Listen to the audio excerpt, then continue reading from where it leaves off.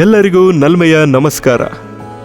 ಅಮೂಲ್ಯವಾದ ಸಮಯವನ್ನು ಮೀಸಲಿಟ್ಟು ನಮ್ಮ ಮನೆ ಮಗಳ ನಾಮಕರಣ ಮಹೋತ್ಸವಕ್ಕೆ ಆಗಮಿಸಿರುವ ನಮ್ಮ ಕುಟುಂಬ ವರ್ಗದವರಿಗೆ, ಬಂಧು ಮಿತ್ರರಿಗೆ, ಹಿತೈಷಿಗಳಿಗೆ, ನೆರೆಹೊರೆಯವರಿಗೆ ಹೃನ್ಮನದ ಸ್ವಾಗತ. ಒಂದು ಧ್ವನಿ ಮತ್ತು ದೃಶ್ಯ ಸಂದೇಶದ ಮುಖೇನ ನಮ್ಮ ಮನೆ ಮಗಳ ನಾಮವನ್ನು ನಾಮಕರಣದ ಶುಭ ದಿನದಿ ಅನಾವರಣ ಮಾಡ್ತಾ ಇದ್ದೇವೆ. ದಯವಿಟ್ಟು ಎಲ್ಲರೂ ಆಸೀನರಾಗಿ ಆಲಿಸಬೇಕೆಂದು ವಿನಂತಿಸಿಕೊಳ್ತೇನೆ.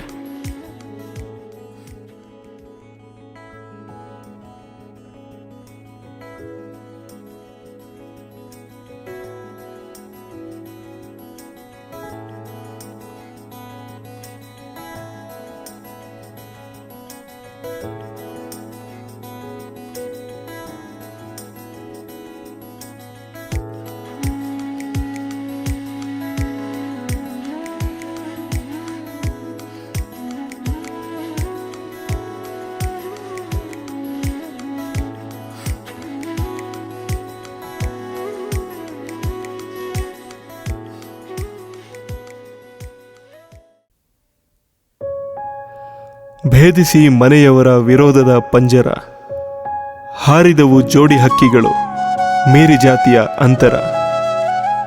ಆಡಿಕೊಳ್ಳುವ ಮಂದಿಗೆ ಆಹಾರವಾಗಿತ್ತು ಈ ಪ್ರೇಮಿಗಳ ಮದುವೆ ಸಮಾಚಾರ.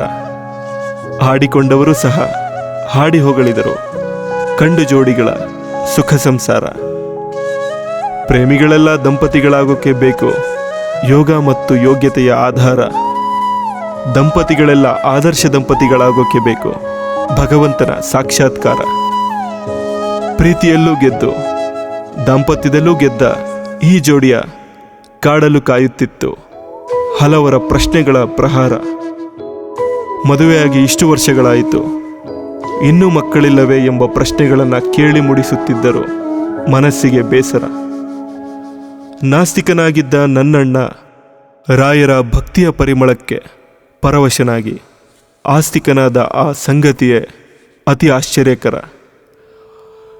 ಉರುಳು ಸೇವೆಯ ಮಾಡಿ ರಾಯರ ನಾಮಾಂಶವನ್ನೇ ಕೂಸಿಗಿಡುವೆನೆಂದು ಸಂಕಲ್ಪಗೈದಿದ್ದ ನನ್ನಣ್ಣ ಬೃಂದಾವನದ ಹತ್ತಿರ ಕೂಸಿನ ಕೂಗ ಕೇಳಿ ತಾಯಿ ಧಾವಿಸುವಂತೆ ಭಕುತನ ನಿಜ ಭಕುತಿಗೆ ಮೆಚ್ಚಿ ಕರುಣಿಸಿದರು ಗುರುರಾಯರು ಬೇಡಿದ ವರ.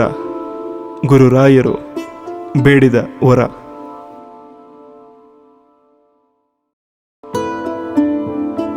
ನನ್ನಣ್ಣ ನನ್ನತ್ತಿಗೆ ಹೇಗೆ ಪ್ರೇಮಿಗಳಾದರು, ನಂತರ ಹೇಗೆ ದಂಪತಿಗಳಾದರು, ಹಾಗೆ ಪೋಷಕರಾದರು ಅನ್ನೋ ಜೀವನದ 3 ಮುಖ್ಯವಾದ ಹಂತಗಳ ಬಗ್ಗೆ ಒಂದು ಕವಿತೆಯ ಮುಖೇನ ನಿಮಗೆಲ್ಲ ತಿಳಿಸಲು ಯತ್ನಿಸಿದೆ.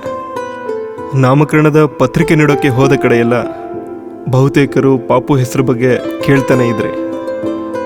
ಆ ಎಲ್ಲ ಪ್ರಶ್ನೆಗೂ ನಾನು ನಗುತ್ತಲೇ ನಾಮಕರಣದವರೆಗೂ ನಿಮ್ಮ ಈ ಪ್ರಶ್ನೆಗೆ ನನ್ನ ಬಳಿ ಉತ್ತರವಿಲ್ಲ ಎಂದು ಹೇಳ್ತಾನೆ ಇದ್ದೆ. ಈಗ ನಿಮ್ಮೆಲ್ಲರ ಪ್ರಶ್ನೆಗೆ ಉತ್ತರಿಸುವ ಸಮಯ ಸಮೀಪಿಸಿದೆ.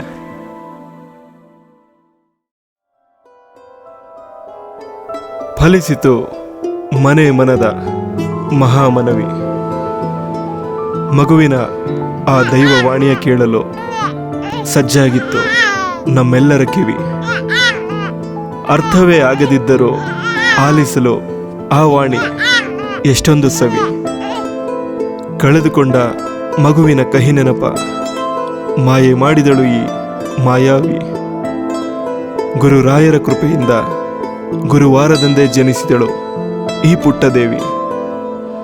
ಉಸಿರಾದ ಈ ಜೀವಕ್ಕೆ ಹೆಸರಿಟ್ಟೆವು